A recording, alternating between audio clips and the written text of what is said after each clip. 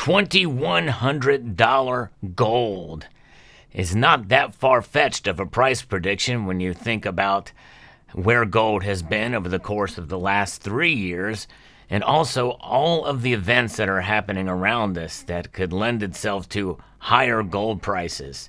But there is one particular driver that stands out from all the rest, and we're going to talk about that as we explore.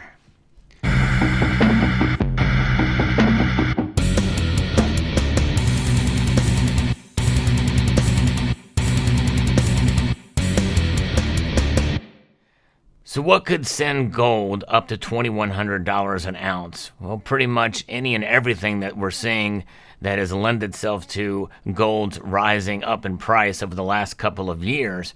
In fact, we saw gold comfortably climb above $2,000 several times over the past couple of years. And we could very well see that again and sustained levels above that price. I'm going to be referencing an article here from Kitco that talks about a particular price prediction here about gold and why we could see this happen within the next year. If you enjoyed content like this, where I do like to talk about the markets and gold and why it's a good idea to hold it, I hope you will consider pressing the thumbs up button down below and subscribing to the channel. You know, as the economic wheel keeps spinning, there's a lot of things that are going on in the economy that would lend itself to higher gold prices. But we also know that there's pushback as well, too. And we've seen that especially with silver over the last couple of years. But gold has been affected as well. And so gold's price is not immune to being smacked down, even dramatically at times. We've seen that recently. But there's been some resistance here. There's been sustained and robust gold purchases made by central banks, as you've heard me talk about many times on this channel. In fact, 2022 was a record. And so far in 2023, with a slight dip over the past couple of months, we are seeing rising gold demand by central banks around the world again. And that provides a firm floor for gold prices during the recent downtrend. In other words, there's a lot of things that could have lent itself to gold falling, particularly below $1,800 an ounce. But that will be the key driver that pushes the precious metals to new all-time highs next year, according to Burt Malik, who is the head of commodity strategy at TD Securities. Central bank buying is likely why the recent higher interest rate-driven gold sell-off did not go through key supports, which was slightly above $1,800 an ounce. It held on to that. Gold managed to post a modest recovery in the recent days as the Fed continues to signal higher rates for longer in its FOMC minutes, and rates remained high across the yield curve. We believe the official sector will continue to be supportive in the months to come, and that should be a catalyst for their $2,100 projection next year. $2,100 an ounce is what they're predicting for next year. And I'm telling you, we're used to seeing, $3,000, $4,000, $5,000, $10,000 gold predictions by some of those out there. They're doing it just for attention and are they are always wrong because it's never gotten there. Although 3,000 is definitely much more probable in these times that we live in. But so this is why I'm taking this prediction relatively seriously here, especially considering the foundation from which they make their call. Malik said these physical purchases by central banks will be very important after the Fed pivot. And that is a key bit of analysis that I think we should consider, which should remove the high cost of carry as a major obstacle to discretionary traders. The U.S. Central Bank should pivot even as inflation is above target. The market will need to see signs that the economy is weakening materially before this occurs. He noted that China's central bank has been buying steadily and in large quantities. The 4% that gold represents is $3.115 trillion in reserves remains very low, especially if you look where China is in a percentage of their total reserves. They are right near the bottom, just behind Mexico. And but Saudi Arabia, which obviously gold is important there, their percentage is very low as well too. The United States is very, very high, and so is Germany. The United States has over 8,100 tons of gold, if you believe that we actually have the gold. There's a considerable amount of people that don't believe that we have the gold in Fort Knox and in other places. But nonetheless, the People's Bank of China reserve is much smaller than its geopolitical competitors. The U.S. holds some 69% of its FX reserves in the form of gold, Germany 68%, the Russian Federation 25%. If Beijing increased the yellow metals FX reserves to just 10%, it would be in the market to buy an additional 3,000 tons. He points out that he expects central banks' appetite for the precious metal to remain very healthy for years to come, not just months to come, but for the following years. And it's understandable, considering the uncertainty and the push towards de-dollarization. That's right. And more and more nations with the BRICS, which is expanding greatly with other nations, though their influence really is relatively small and will be far away from being able to knock down the dollar. They are working at chipping away at it. And those little chips mean something, folks. And do not underestimate that. However, it's not going to be an overnight thing. Their talk of a trade currency has been over exaggerated in the in the past year, especially gold-backed currency.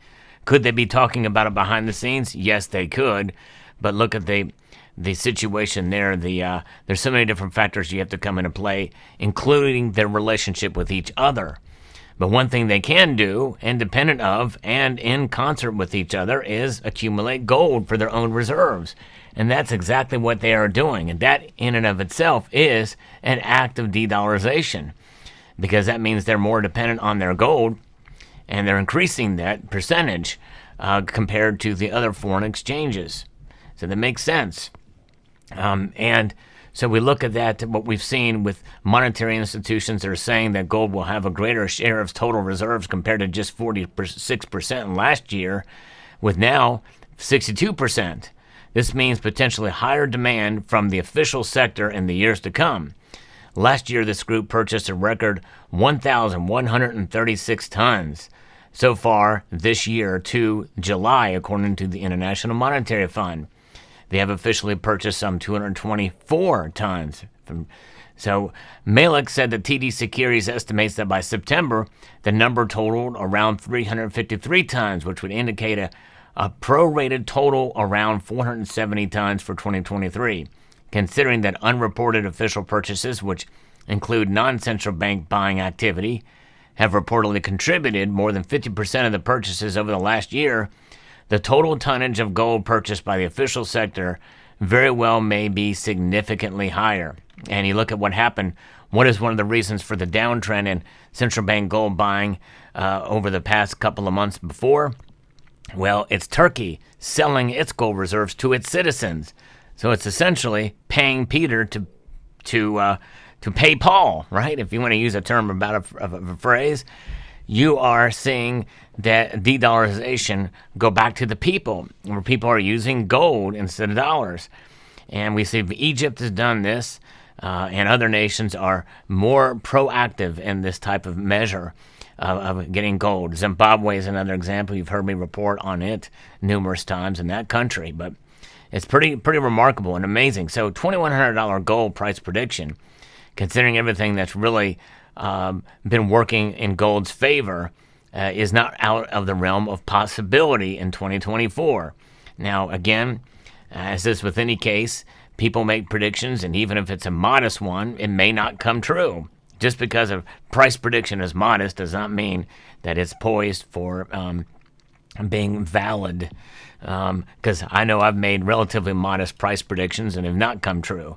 I think $28 silver by the end of the year is a fairly modest prediction, but it's becoming less and less likely that it's going to happen. That would be 3 years in a row that I've been wrong on silver by the end of the year. I've been right about it on inter-year moves, but that's really aside from the point. The predictions that I make are not for to be taken extremely seriously at all, although I like to think I've got some knowledge of the markets to some extent, but nonetheless, people get things wrong, and it happens from the most technical and most informed and educated and even the most qualified amongst us get these things wrong.